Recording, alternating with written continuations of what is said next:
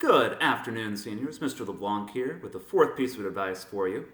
If you recall, on Monday we talked about the importance of planning an organization.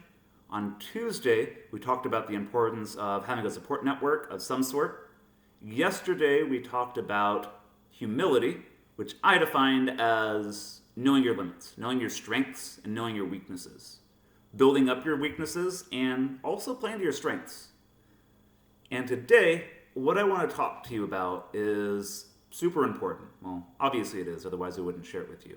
You're like second to last day of class with me. But here's what it is. There is no conflict between religious faith and intellectualism. Maybe this is like second nature to you. Several of you have been in Catholic schools all your lives. You've had a pretty good education, all that kind of stuff. But this was a major barrier prior to my conversion. Because of my simplistic understanding of faith, I somehow got it in my head that I could not be both an educated, well-rounded, intellectual, smart individual and a faith-filled Christian. Because I had the mistaken notion that faith and reason are somehow opposed to each other. And I shared a video with Bishop Barron. He's going to explain faith, what Catholics in particular mean by faith whenever they talk about it.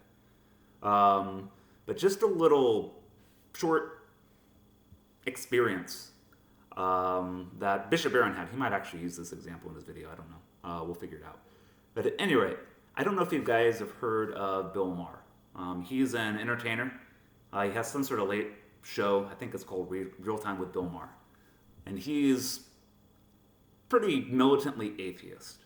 And one of his favorite shticks is to have Christian guests. And these Christians are typically of a fundamentalist variety. Very simplistic, not very complicated individuals. I'll just put it like that. And what Bill Maher does, and this is why I don't like him at all, but he always asks sort of like leading questions, and his goal is almost always, especially whenever he's talking with Christians, to make him look smart and to make his guest look stupid.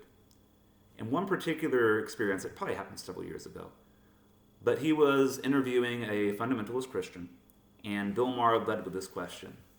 So you're a man of faith. That means you believe everything on the basis of no evidence, right? Obviously, not the most charitable of questions. But what got me was the hapless Christian, without even missing a beat, responded to that, yes, absolutely, that's what it means to be a person of faith. No, that's not what faith... Excuse me, I think I'm slowly dying over here. That's not what faith is. Faith is not simple. It's not accepting things on the basis of no evidence. What faith is, it's sort of a supernatural response. A way I like to look at it, faith is, in a certain sense, what you do whenever you've already gathered enough evidence, and eventually comes to the point where, you know what, I have all this stuff, but I can't possibly know everything. So I'm just going to have to take someone on their word. I've done the research. I'm not just being gullible and letting them say whatever the heck they want. I verified it. But faith is sort of, in a certain sense, going that extra mile and assenting to sort of that teaching. An analogy we can use, which is probably pretty pertinent since we're in a global pandemic. I have no medical training at all. I can do like first aid, and that's about it. But I have a certain degree of trust in the doctors who have spent their lives with medical issues.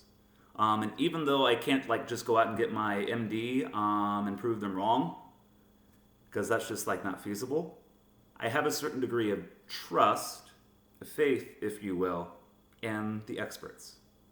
Obviously, it's not a perfect analogy. That can be manipulated.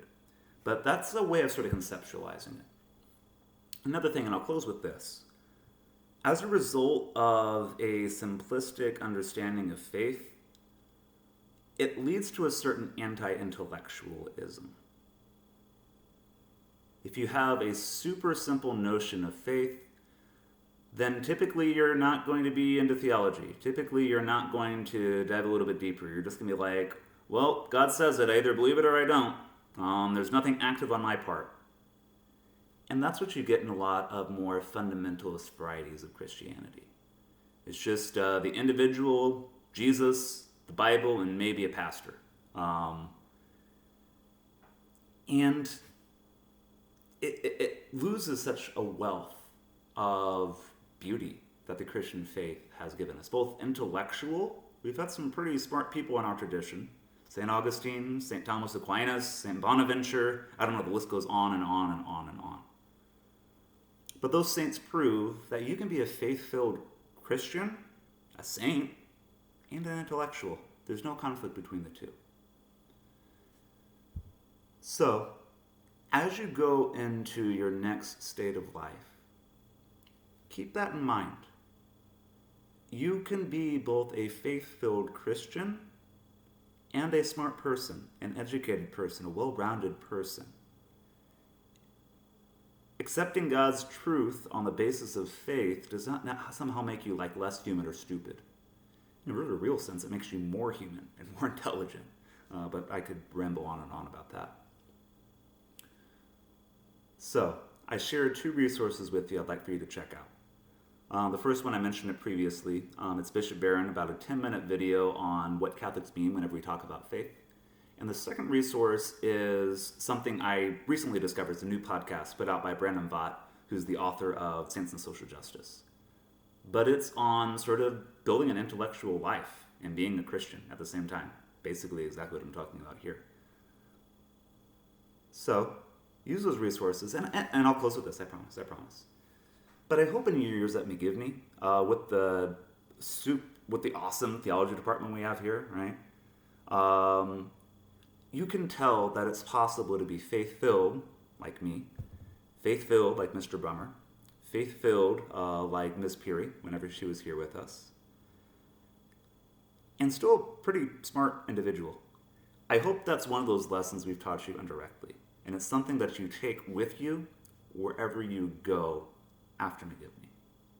So as always, I love you. I miss having you in the classroom, but I'll see you at graduation, seniors. Take care.